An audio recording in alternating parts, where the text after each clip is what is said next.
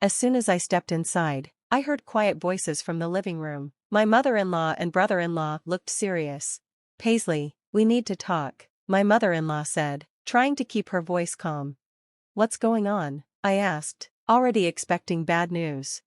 She took a deep breath. "James lost his job. They're selling their apartment and moving in here, so you and Ryan need to move out." "Wait, what?" I blurted out the words in shock, but the smug smile on my brother-in-law's face told me this was no joke. "My name is Paisley Allen. I'm 33 years old and have been married to Ryan for 4 years. We don't have kids yet, but we hope to have a big family, maybe 5 kids someday. Ryan is a reporter and is always on the go, even on his days off. If he hears a fire truck, he rushes out to cover the story. Since I didn't want to just sit around, I worked from home. When we got married, we moved in with my in-laws because my father-in-law's health was declining. He wasn't bedridden, but he needed help moving around, and he was a big man, so it wasn't easy.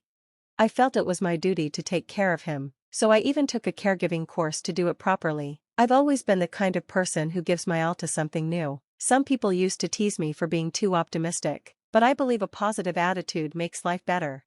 In the end, I helped my father-in-law stay at home until his last days. He thanked me many times before he passed, which brought me to tears, but strangely, he never said anything about it in front of others. Instead, my sister-in-law got all the credit. Even at the funeral, everyone thanked her, even though she barely helped. It felt unfair, but I let it go.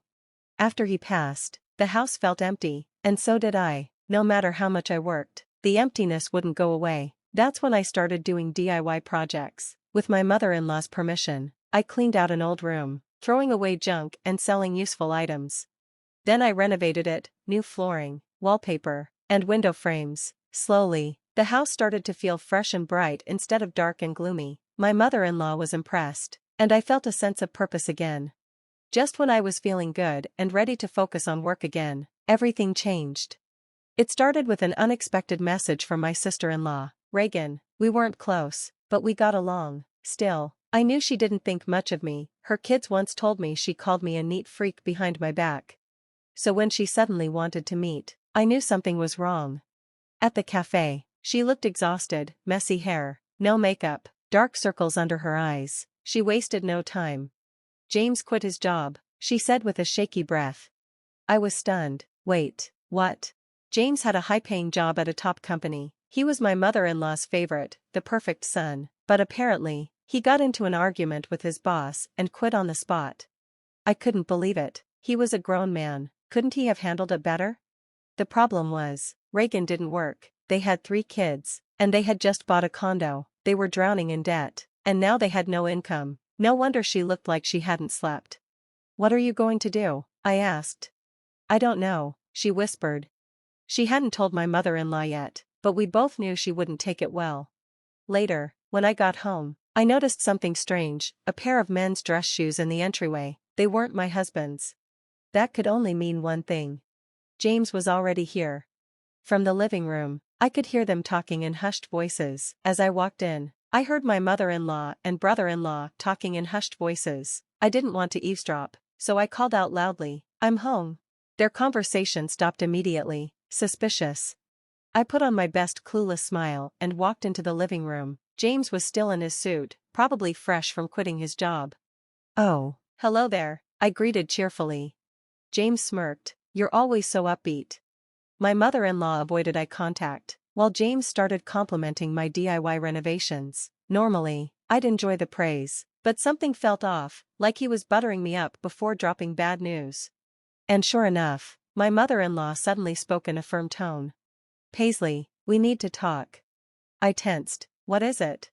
She took a deep breath. "James lost his job. They're selling their condo and moving in here, so you and Ryan need to move out." "Wait, what?"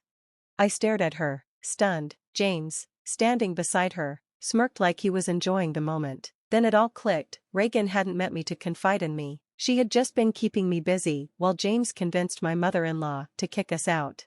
My mother-in-law isn't a bad person, just a little gullible. James had clearly played the struggling son act, making it seem like the only solution was for us to leave. Just then, the front door opened, and Reagan strutted in, looking way too pleased with herself. "All done talking?" she asked smugly. It was obvious, they had won. The house, which I had worked so hard to renovate, was now theirs for the taking. For a moment, one word flashed through my mind: steal.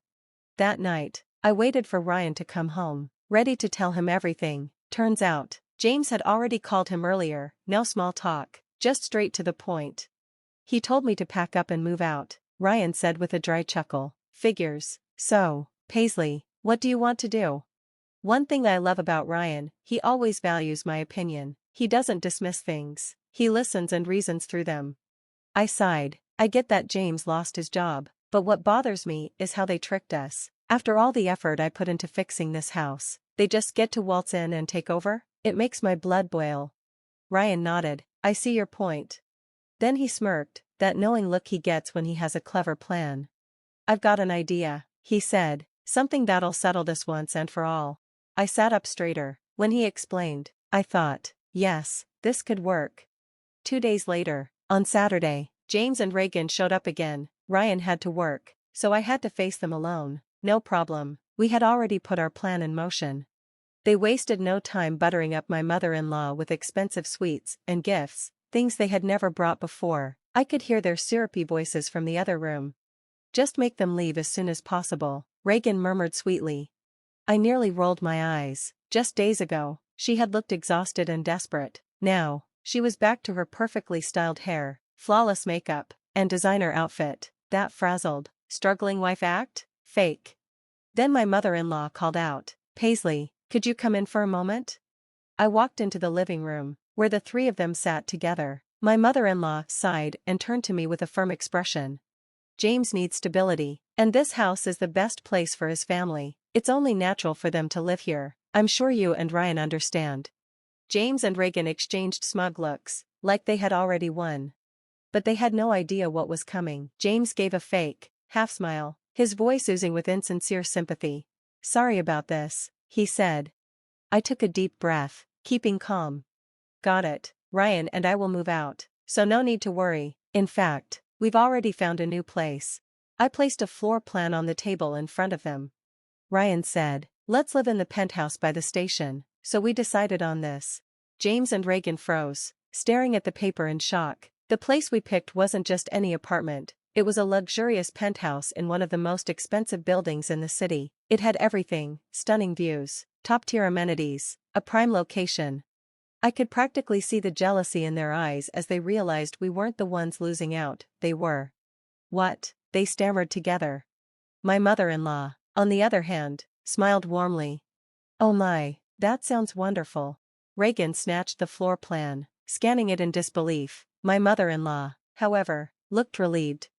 Well, that settles it then, she said. I nodded, keeping my expression neutral. Looks like everything's decided. Ryan and I will move out soon. I'm sure you'll all manage just fine without us. Then, looking at my mother-in-law, I added, it won't be easy, but I know you'll be well taken care of. She turned to Reagan with a gentle smile. Yes, you'll be looking after me, won't you? Reagan's fake smile twitched. It was clear she hadn't thought that far ahead. Watching her panic gave me a quiet sense of satisfaction. Then James snapped. Where the hell did you get that kind of money? You're not using Mom's inheritance, are you? Just so you know, as the eldest son, that money is mine. My mother-in-law nodded like it was obvious. Yes, the eldest son always inherits. Then she chuckled lightly. Oh, Paisley has done so much for me, of course, but James is the eldest, and according to him, if we don't recognize him as the head of the family, everything will fall apart. I knew exactly what was happening. James and Reagan had manipulated her into believing they deserved everything. For a moment, I worried, once they moved in, would they really take care of her, or just shove her into a nursing home when she became inconvenient? But for now, I simply smiled. Yes, James is the eldest, so Ryan has agreed to give up any inheritance. We don't need a single thing, you don't have to worry about us. James stiffened, clearly not expecting that. Then I explained, our new place wasn't bought with inheritance money, it was bought with our own savings. James scoffed, yeah, right, no way, that's impossible. I said nothing. Instead, I pulled out my bank book and opened it in front of them.